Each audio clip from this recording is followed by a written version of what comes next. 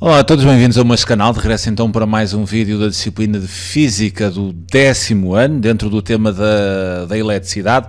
Vou então neste terceiro vídeo abordar aqui o conceito de resistência elétrica e também abordar a primeira e segunda lei de Ohm. Interessa em primeira instância perceber o que é este conceito de resistência elétrica. Então podemos definir a resistência elétrica como a capacidade de um corpo qualquer se opor à passagem da corrente elétrica, daí a nomenclatura de resistência. Resistência é sempre uma capacidade de oposição e obviamente estamos a falar de resistência elétrica, há de ser uma capacidade de oposição à passagem de corrente elétrica. Se pensarmos assim num fio condutor, a corrente elétrica há de ser então o movimento dos eletrões de condução. Obviamente que estes eletrões de condução chocam com os íons do próprio metal e são esses choques com os íons do próprio metal que vão causando esta oposição, digamos, à passagem de corrente elétrica.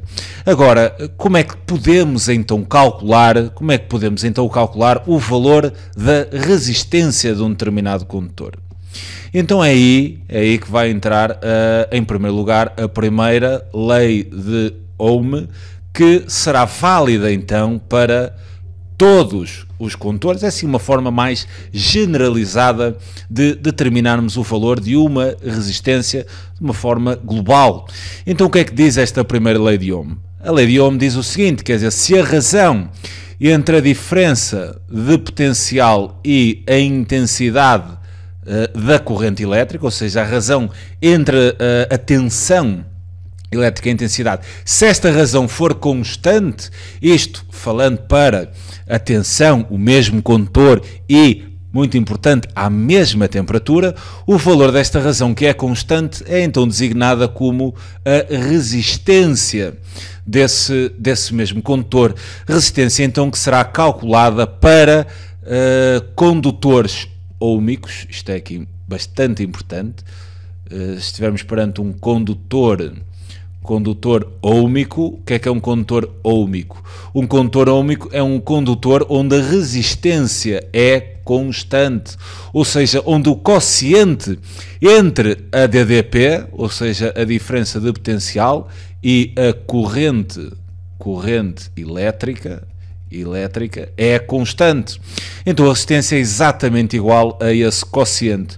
Unidades do sistema internacional para a resistência é então, em termos de simbologia, escrita assim como um ômega, da letra grega, e designa-se então como Ohm. Isto é extremamente importante, que esta ideia é válida se estivermos a falar de um condutor, do mesmo condutor, onde a resistência é mantida constante e à mesma temperatura. Em termos de simbologia no circuito, nós podemos falar aqui em dois tipos de simbologia. Podemos falar para resistência, para uma resistência que é constante, e então a representação é esta, assim, este símbolo, ou então assim. Isto representará então num circuito uma resistência que é constante. Poderão também ter uma resistência variável,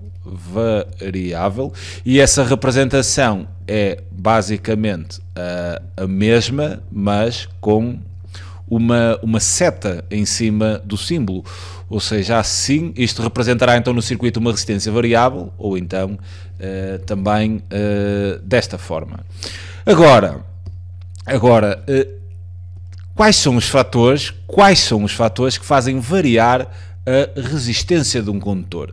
Então aí entraremos com a segunda lei de Ohm. E o que é que nos diz a segunda lei de Ohm? Fala-nos um pouco dos fatores que podem afetar o valor da resistência de um condutor.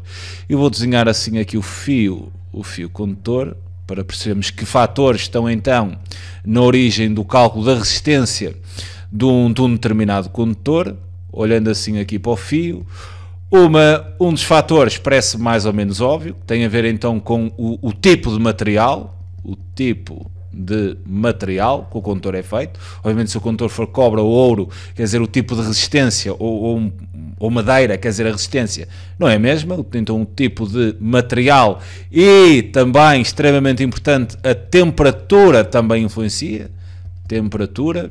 Relativamente a esta propriedade, esta propriedade fica descrita como o símbolo de Rho. E o significado deste Rho é exatamente a resistividade do material. A resistividade representa-se então com um Rho e tem a ver com o material em si, que tipo de material é e, importante também, qual a sua temperatura.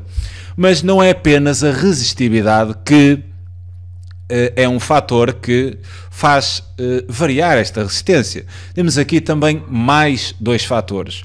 Um fator é exatamente o comprimento do fio, não é? Imagina, vocês estão a atravessar um fio, o comprimento influencia. Quanto maior for o comprimento, maior é a resistência. Imaginem que vocês estão a fazer uma prova, quanto maior for a extensão da prova, mais difícil será. Então o comprimento do fio, que se representa como um L, há de fazer diferença no cálculo da resistência, mas não só, também a área da secção reta do fio, que será, se vocês fizerem assim um corte, apanham aqui um círculo, e esta área também influencia. E de que maneira influencia? Será que maior área causa maior resistência, ou menor área causa menor resistência? Imaginem que vocês vão assim atravessar um buraco. Quanto maior for o buraco, mais fácil é vocês atravessarem o buraco. Parece mais ou menos lógico.